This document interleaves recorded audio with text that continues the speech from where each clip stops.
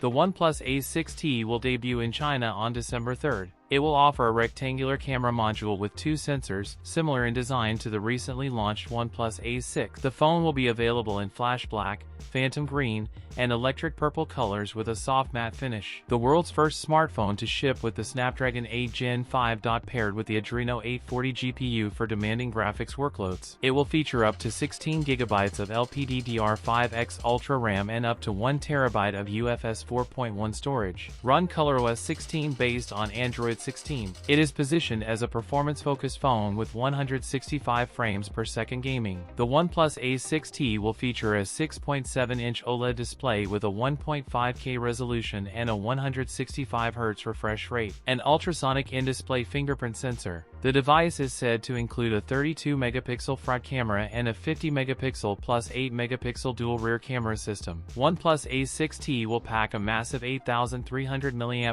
battery and offer 100W fast charging support. That's it for today's video. If you enjoyed it, don't forget to like, comment, and subscribe for more content. Thanks for watching, and I'll see you in the next one.